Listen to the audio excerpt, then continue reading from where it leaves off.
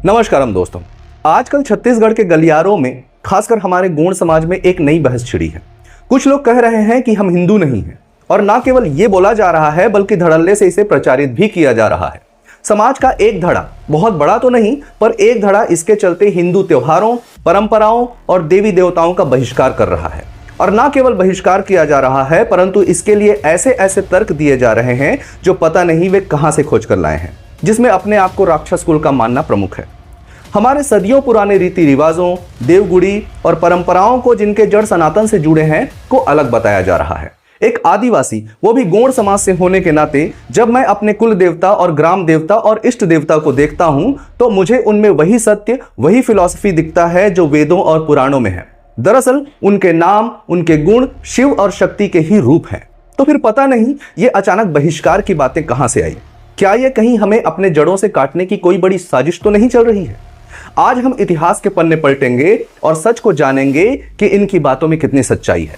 प्राचीन ग्रंथों में वर्णित आदिवासियों और हमारे वंश के राजाओं का सनातन के साथ कैसा रिश्ता था, इसकी परतें खोलेंगे और साथ ही यह भी जानने की कोशिश करेंगे कि अचानक ये बहिष्कार का खेल क्यों और कहां से शुरू हो गया। तो दोस्तों, आइए वीडियो में आगे बढ़ें और इस बहुत ही संवेदनशील विषय पर बात करें, ताकि मेरे भटके हुए भाई बहनों को सच्चाई का कुछ पता चल सके। सबसे पहले बात करते हैं इतिहास की। दरअसल सनातन धर्म कोई बाहरी विचार नहीं है, बल्कि यह भारत की मिट्टी से ही उपजी संस्कृति है। एक जीवन शैली है जो समूचे ब्रह्मांड, समूचे प्रकृति को अपना परिवार मानता है। और हमें पता है कि आदिवासी मुख्यतः प्रकृति पूजक समाज रहा है और यहीं पर ही पहली समानता हमें दिख जाता है। गोंड जनजाति में गोत्र बटे हैं, वे भी देवों के आधार पर हैं। यहाँ हर गोत्र में देवों की संख्या 1 से 7 तक है। 1 से 3 देव संख्या वाले गोत्र चूंकि बहुत कम हैं, इसलिए हम प्रमुख रूप से 4, 5, 6 और 7 देव वाले गोत्रों के नाम यहाँ बहुत सुनते हैं। जैसे उदाहरण के तौर पर 4 देव वाले गोत्र हैं नेताम, टेकाम, वैसे ही 5 देव वाले गोत्र में सोरी, पटोदी आदि शामिल हैं। यहाँ ये जो देव हैं, अगर हम उनके वर्णित नामों और गुणों को देखें तो ये वही शक्तियां हैं जो वैदिक परंपरा में भी पूजी जाती रही हैं। जैसे नेताम गोत्र, जिससे मैं आता हूं, के 4 देव हैं, जिसके नाम है वेन, वेना, लेन, लेना। कई जगहों पर ये अकाली, सुकाली, जागो और ज्योति के नाम से भी जाने जाते हैं। हालांकि मैं यहाँ साफ कर दूं कि ये नाम क्षेत्रों और भाषा के आधार पर अलग अलग हो सकते हैं। खैर, ये देव कोई ईश्वर के रूप नहीं बल्कि 4 प्राकृतिक शक्तियां हैं। जैसे अकाली आकाश या अनंत विस्तार का प्रतीक है, सुकाली शुद्धता और पवित्रता का प्रतीक है, वहीं जागो चेतना या जागरूकता का प्रतीक है, तो ज्योति प्रकाश या ऊर्जा का प्रतीक है। अब आप इसी से अंदाजा लगाइए कि क्या यह सनातन में वर्णित शक्तियों से कहीं अलग है। ऐसी ही व्याख्या सभी देवों के लिए आपको मिलेगी।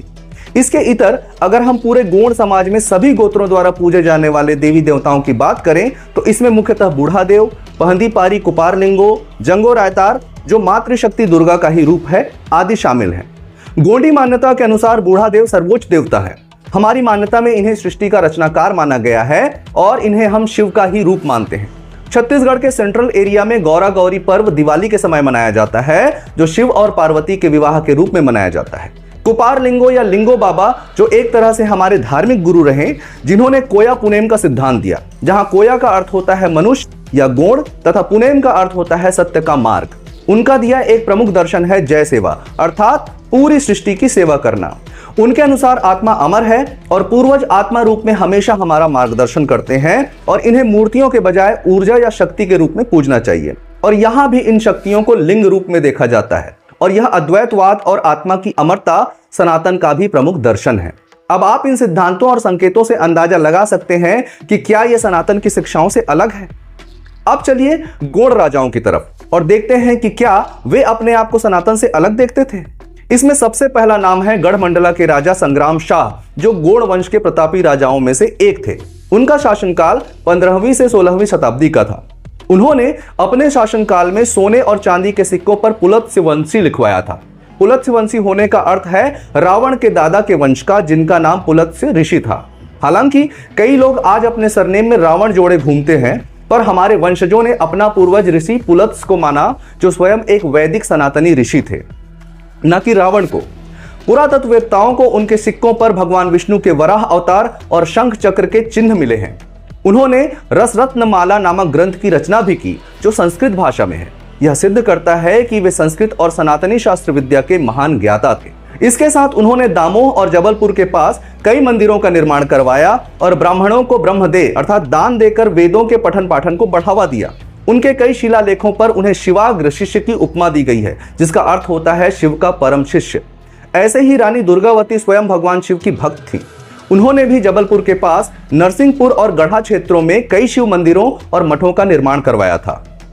राजा दलपत शाह जो रानी दुर्गावती के पति थे, इनके समय में गढ़मंडला राज्य में सनातन धर्म के कर्मकांडों और अनुष्ठानों को बहुत महत्व दिया गया। उन्होंने विद्वानों को आश्रय दिया और रामायण महाभारत के पाठ को राज्य में प्रोत्साहित किया। राजा हृदय शाह ये गोंड वंश के एक और महान कला प्रेमी और धार्मिक राजा थे। उन्होंने हृदय कौतुक और हृदय प्रकाश जैसे संगीत ग्रंथों की रचना की, जिसमें शास्त्रीय रागों को हिंदू देवी देवताओं की स्तुति से जोड़ा गया। मंडला के पास रामनगर में उनका एक प्रसिद्ध शिलालेख है। इसमें पूरे गोंड वंश की वंशावली दी गई है, जिसकी शुरुआत भगवान गणेश और शिव की स्तुति से होती है। ऐसे ही महाराष्ट्र के चंद्रपुर क्षेत्र के गोंड राजाओं ने भी सनातन धर्म के लिए अद्भुत कार्य किए। चंद्रपुर का प्रसिद्ध महाकाली मंदिर गोंड राजाओं की ही देन है। आज भी वहां की पूजा पद्धति में गोंड संस्कृति और सनातनी परंपराओं का अद्भुत मेल दिखता है। उनके महलों और किलों में हिंदू देवी देवताओं की मूर्तियां और नक्काशी आज भी मौजूद हैं।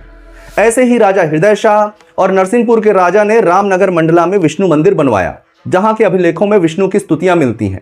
अगर हम महाभारत और रामायण काल को देखें, जो दरअसल एक इतिहास है, में भी कई आदिवासी जनजाति सनातन संस्कृति को पालते दिखते हैं। इसमें एकलव्य, शबरी, हिडिंबा, घटोत्कच, वानर जो दरअसल बंदर नहीं बल्कि वनवासी आदिवासी ही थे, आदि शामिल हैं। जब हमारा इतिहास सनातन की सेवा और उसके दर्शन से इतना ओतप्रोत है, भीगा हुआ है, तो क्यों कुछ लोग अपना एक अलग इतिहास बनाने या गढ़ने पर तुले हुए हैं। कुछ ऐसे ही लोग कहते हैं कि हम प्रकृति पूजक हैं इसलिए हिंदू नहीं हैं, लेकिन सनातन की नींव ही प्रकृति पूजा है। हम पीपल, तुलसी, सूर्य, जल, जंगल और पर्वत की पूजा करते हैं। यही तो सनातन है।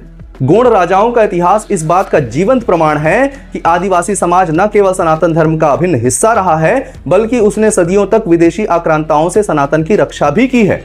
अगर गोंड राजाओं को लगता कि वे हिंदू नहीं हैं, तो वे अपने सिक्कों पर संस्कृत न लिखवाते, वे मंदिरों का निर्माण न करवाते और वे मुगलों के खिलाफ धर्मयुद्ध न छेड़ते।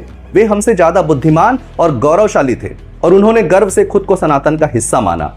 उन्होंने बूढ़ा देव और अन्य सनातनी देवताओं के बीच एक ऐसा सेतु बनाया जिससे आदिवासी और गैर आदिवासी समाज एक सूत्र में बंधा रहा। जब उत्तर भारत में मंदिर तोड़े जा रहे थे, तब गोंडवाना के जंगलों में इन राजाओं ने सनातन संस्कृति को सुरक्षित रखा। तो अब सवाल यह है कि यह अलगाववाद क्यों? दरअसल कुछ बाहरी ताकतें और पहचान की राजनीति करने वाले लोग चाहते हैं कि हम अपनी बड़ी विरासत से कट जाएं, अपनी जड़ों से कट जाएं। जब एक समाज अपनी जड़ों से कटता है, तो उसे कमजोर करना और उसका धर्मांतरण करना आसान हो जाता है। ब्रेन वॉश के जरिए हमें यह सिखाया जा रहा है कि हमारे त्योहार हमारे नहीं हैं, जबकि हकीकत में ये हजारों सालों से हमारी जीवन शैली का हिस्सा रहे हैं। यह कई मायनों में तमिलनाडु और अन्य दक्षिण भारतीय स्टेट्स में फैले द्रविडियन आइडियोलॉजी का ही एक्सटेंशन है, जिसे पेरियार जैसे कुछ लोगों ने बहुत फैलाया और वहां की राजनीति आज भी इससे उठ नहीं पाई है। भाइयों, हमारे देवगुड़ी और मंदिर अलग नहीं हैं। हमारी गूढ़ी संस्कृति सनातन का वह मूल स्वरूप है जो प्रकृति के सबसे करीब है। हमें अपनी विशिष्ट पहचान पर गर्व होना चाहिए, लेकिन उस पहचान को सनातन के विरोध में खड़ा करना हमारी ही ताकत को कम करना है। हिंदू धर्म कोई संकुचित घेरा नहीं है, यह एक विशाल महासागर है जिसमें अनेक धाराएं मिलती हैं। हम आदिवासी इस महासागर की वो धारा हैं जो सबसे प्राचीन और शुद्ध है।